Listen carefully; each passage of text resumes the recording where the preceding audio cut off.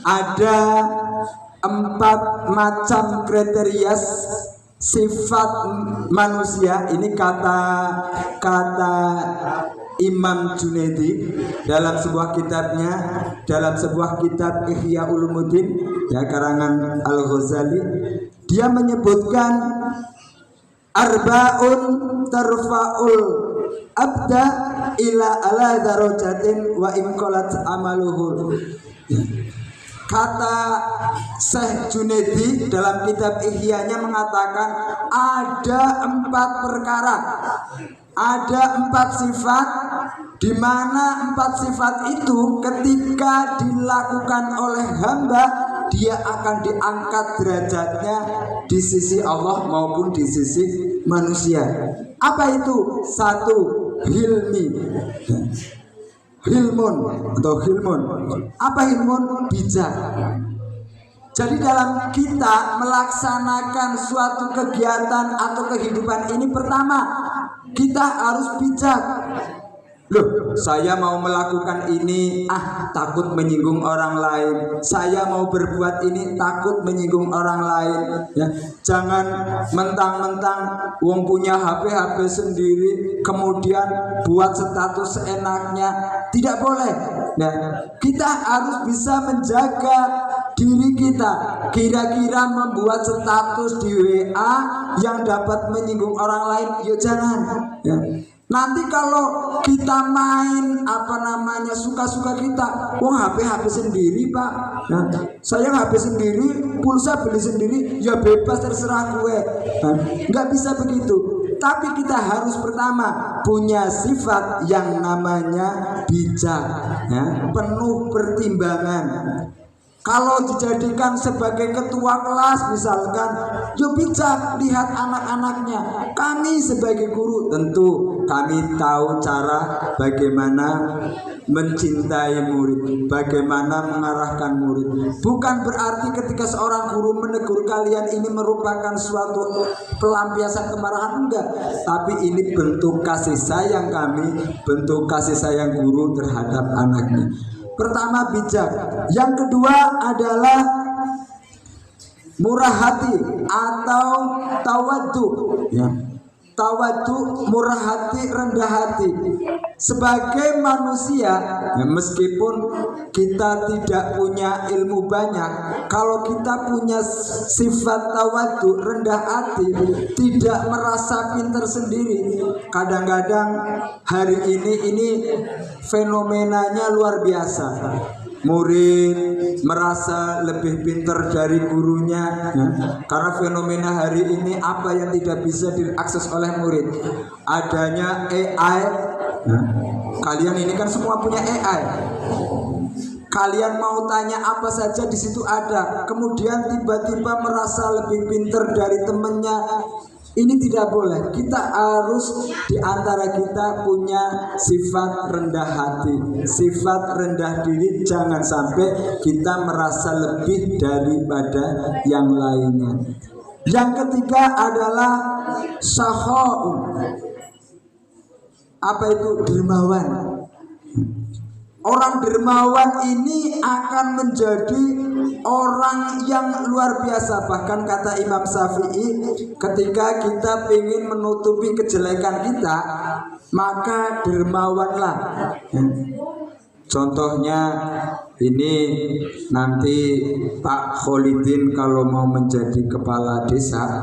Amin. Amin. Ini nanti dia harus dermawan. Kenapa harus dermawan? Kata Imam Syafi'i, seseorang untuk menutupi ketidakbaikannya itu dengan dermawan cukup. Ya, contoh, ya, ini ada Pak Kholidin. Ini contoh saja ya, bukan jangan. Dia orangnya khusyuk sekali.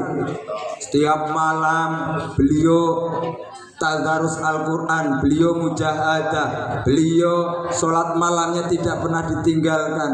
Nah, suatu ketika ini ada misalkan saya, nah, orangnya tidak pernah mujahadah, dia selalu berbuat yang tidak baik.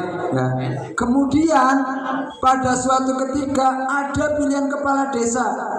Saya orang tidak baik, tapi saya mau sodakoh ini. Yang butuh sorban kasih sorban, yang butuh uang kasih uang, ya. Yang butuh apa dikasih. Kira-kira ini kalau kalian saya orangnya jahat, ya tadi Pak Kholidin sudah mujahadahnya luar biasa, ngajinya luar biasa. Suatu ketika ada pilihan kepala desa, kemudian saya yang nyumbang, kira-kira mau pilih mana? Pilih yang nyumbang atau yang sholatnya khusyuk? Yang benar. Berarti belum tahu kehidupan, ya. Ini beda kehidupan. Orang pasti akan memilih yang membuat sumbangan, memberi sumbangan. Sehingga dermawan penting bagi kita untuk kita lakukan. Ada seorang perempuan datang kepada Nabi, ya, karena beliau tahu bahwa orang tersebut itu sangat medit. Dia tahu mujahadahnya luar biasa, puasanya hampir setiap hari. Tapi kata Rasul, apa sisi baik dari orang yang bakhil? Tidak ada sedikit pun sisi kebaikan dari orang-orang yang bakhil. Sehingga mari kita bersama-sama, ayo apapun yang kita punya, ya, apapun yang kita namanya punyai, ini monggo berbagi. Apalagi hari ini kita bulan puasa, ya. Bulan puasa itu bagaimana kita bisa merasakan secara zahir, ini bagaimana kita bisa merasakan lapar, orang lapar kayak apa, orang haus kayak apa. Mungkin kita laparnya itu hanya mulai terbit fajar sampai tenggelam matahari. Bisa jadi tetangga kita 2 hari 2 malam tidak makan, atau bisa jadi lebih dari itu. Sehingga bagaimana posisi kita hari ini puasa juga bisa merasakan, kok ada sedikit makanan, yuk berbagi makanan. Kita jangan sampai jadi orang-orang yang berbakhil. Yang berikut, yang nomor 4 adalah husnul khuluq. Nah, ini sangat miris sekali di dunia sekarang, apalagi untuk kaitan dengan usia kalian, usia remaja, ya. Hilangnya rasa hormat, ya, atau hilangnya suatu adab, suatu akhlak di anak-anak remaja sekarang, ini menjadi sebuah fenomena yang mengkhawatirkan.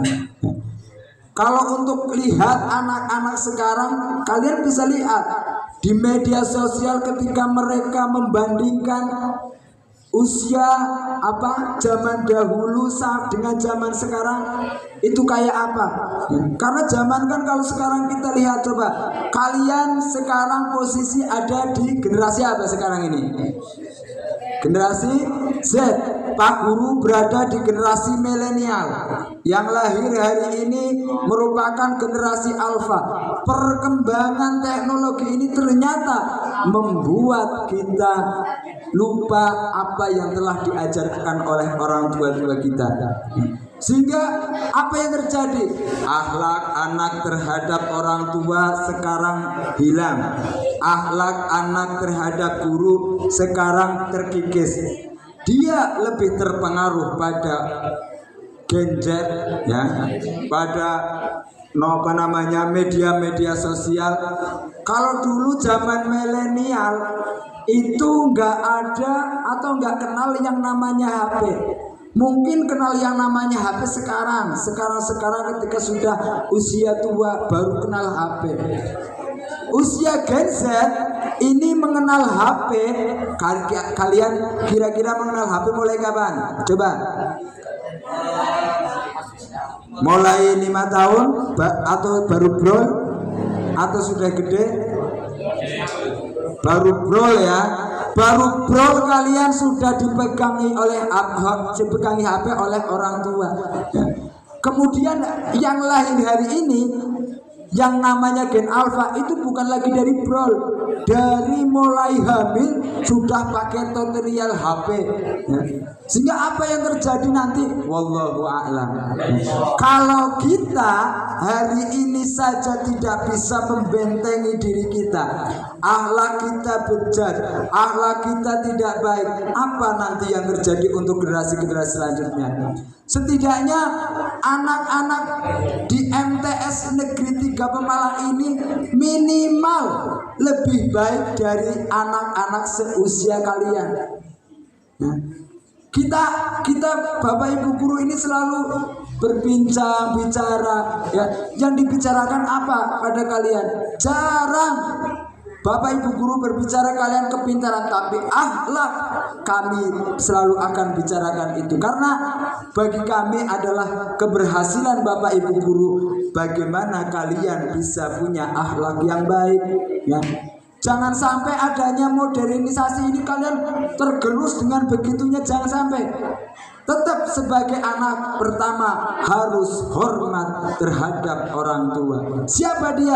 Orang tua kandung, juga orang tua guru-guru kita. Jangan sampai kita punya rasa untuk kita sedikit tidak hormat kepada orang tua. Anak-anakku sekalian yang kami hormati, yang kami banggakan. Jadi gitu ya. Jadi kita di dalam melaksanakan sebuah fenomena ini, belajar mengajar. Ayo, apa yang harus kita capai? Ya. Apa yang harus kita dapatkan? Karena kepintaran sebesar apapun tidak ada manfaatnya tanpa ada akhlakul karimah. Jadi kata Imam Junaidi ada 4 sifat di mana ketika kita melaksanakannya atau kita melakukan 4 sifat itu maka kita akan terangkat derajatnya oleh Allah Subhanahu wa taala. Apa saja tadi? Pertama adalah apa?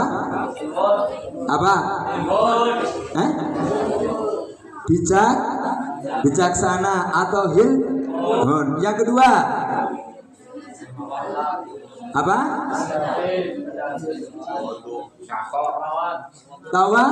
Tawadu. Yang ketiga yang keempat husnul khuluq, baik akhlaknya ya. Jadi diingat-ingat ada 4 hari ini setidaknya kita dapat peroleh 4 sifat yang ketika kita melakukannya dengan baik maka kita akan diangkat derajatnya. Yang pertama adalah apa tadi? Bijak ya. Kemudian yang kedua adalah tawadu, yang ketiga adalah syakha, yang 4 husnul khuluq. Itu semua kalau kita bisa melakukannya insya Allah kita semua akan menjadi orang-orang yang baik. Jangan sampai ya, kadang-kadang begini Pak, di status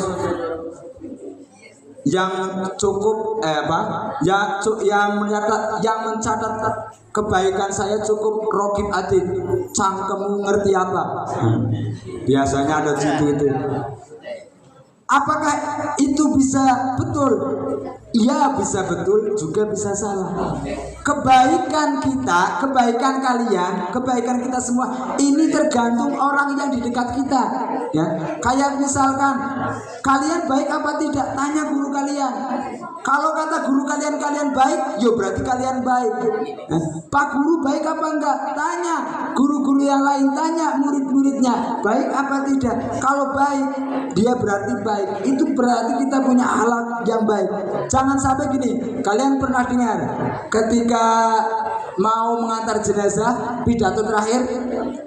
Dengar ya, kan kadang-kadang gini, dari yang pidato terakhir ini, bapak-bapak, ibu-ibu, niki jenazah saya nopo saya kasih niku nggih. Dilalai zaldi kowe pancen wis medegel banget. Yo. Niki jenazah saya napa saya? Wah, aku tahu saya bobrok misalnya. Ini parah sekali ya. Sehingga apa yang kejadian ini contoh padahal ya orangnya baik sekali. Apa yang terjadi Apa yang dinilai oleh tetangga kita, oleh teman dekat kita, itulah kita. Sehingga dalam kitab Ta'limut Ta'lim juga disebutkan, kalau kita ingin tahu sifat seseorang, maka lihatlah temannya. Kalau temannya baik, pasti dia baik. Kalau temannya jelek, pasti dia jelek. Sekali lagi, itu yang dapat Pak Guru sampaikan. Ada 4 hal, ingat-ingat 4 hal yang dapat kita teladani untuk kita diangkat derajatnya oleh Allah Subhanahu wa taala. Yang pertama adalah bijak, yang kedua murah hati, yang ketiga dermawan, dan yang keempat akhlak yang baik. Insya Allah